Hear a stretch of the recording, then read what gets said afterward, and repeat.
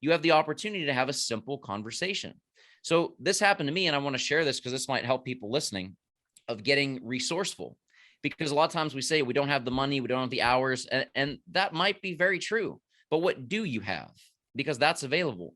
So I had something happen a few years ago at my pharmacy. I had this patient come in, her wife, or her husband, actually. He said, hey, my wife's a cancer patient, real serious stage 3, and she's on some narcotics. And I know that, you pharmacists, you got your policies and all that, and I respect that.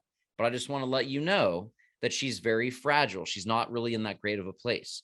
So if you have any issue, or like you can't fill it or anything at all, like, I respect that, but don't tell her, call me, because she's just so fragile, she won't be able to handle it.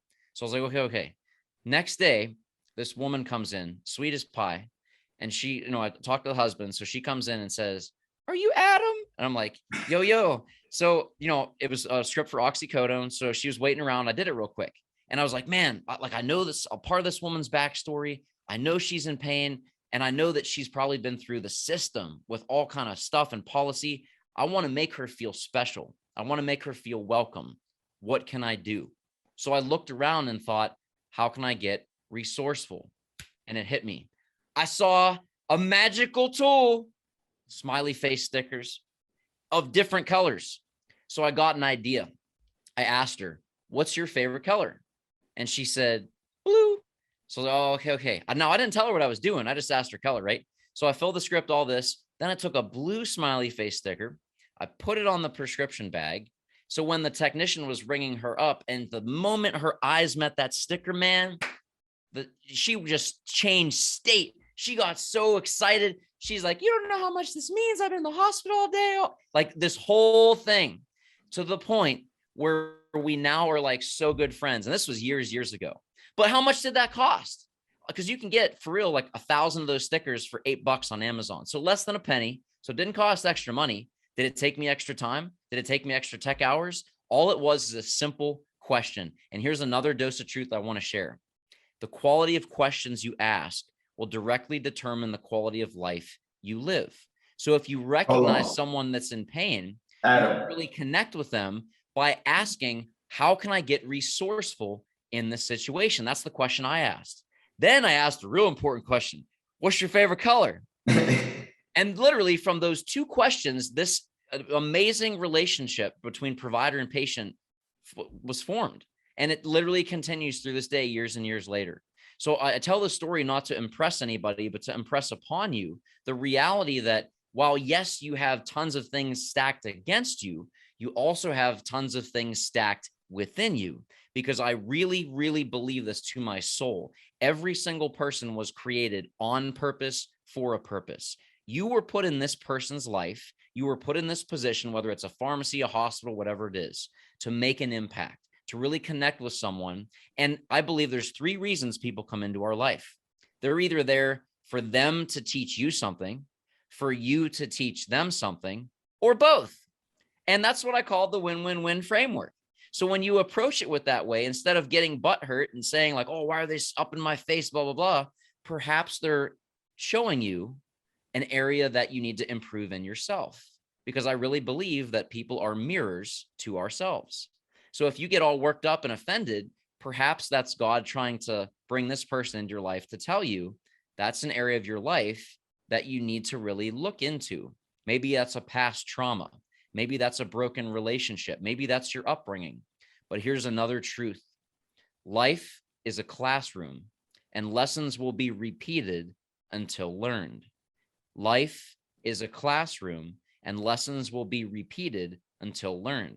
How come I keep dating the same person? How come this keeps happening to me? Lessons will be repeated until learned. So look at people, like even challenges. Instead of calling them problems, flip it to challenges. That puts you in a more resourceful state. Then ask yourself, what am I supposed to learn from this situation? How am I supposed to give in this situation? Because you have to ask yourself another important question.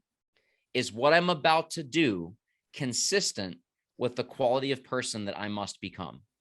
When you come up with this framework and you really take ownership and look in the mirror and you really lead with that, it's going to change your life, because that's what we're here to do for other people. Change lives, impact.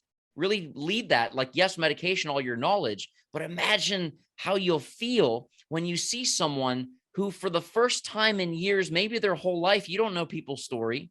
You can see in their face that they're actually being respected as a human being and not just a number, not just patient number 5, not just you're the last one till lunch break, but I'm here to serve you on a level deeper than I even realize. But I'm going to show up as my best so I can help lead you to your best, because perhaps you were created for such a time as this, because you, my friend, are fearfully and wonderfully made.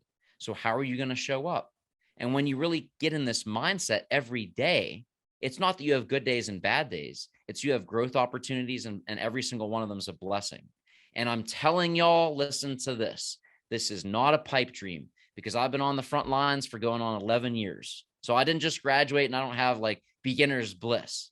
There are challenges out there. So don't hear what I'm not saying. I'm not saying ignore your problems, because I live in Pittsburgh. We get rain 400 out of 365 days a year. So for it to be raining outside and me to tell you to just go outside when it's raining, close your eyes and say, it's sunny, it's sunny, it's sunny. You're soaking wet. Get an umbrella. But here's the thing. Acknowledge your problems, your challenges, but only spend about 10% of your time on it. Spend 90% of the time on the solution.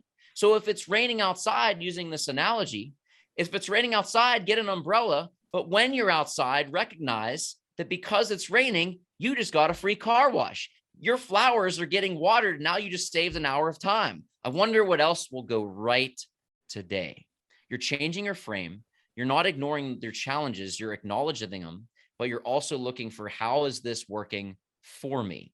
Because this is one of the biggest things that will change your life, especially if you're in a crap hole, because we all go through those crap storms, whatever you want to call it. You can ask one of two questions. And I'm not, by the way, I'm not discounting any injustice. I'm not saying that what you're going through isn't difficult. We've all gone through, are in, or will go through intense pain that I don't wish on anyone. But again, it's not the circumstances that define you. It's the meaning you choose to make from the circumstance that makes your reality. So this is going to be hard to hear if you're in the middle of this crap. But if you look back on previous crap storms that you've overcome, I think you'll resonate with what I'm going to share. When you're in this stuff, you can ask one of two questions. Why is this happening to me? I must be unlucky. God must hate me. Things must be terrible. Or, how is this happening for me? Yes, it's tough. Yes, it's challenging, but perhaps it's challenging me to grow and get resourceful, to become a man, to become a woman that I never would have had to if I hadn't faced this challenge, right? So when you would, again, address the situation, I'm not saying be, a blind optimist. I'm saying be a realistic strategist with life. When you do this, your whole life will get an upgrade, because you look for the things that are right. Because with everything, there's always something wrong, but there's always something right too. Which one are you going to focus on? Because where focus goes, energy flows. And the way to direct your focus is through the power of questions.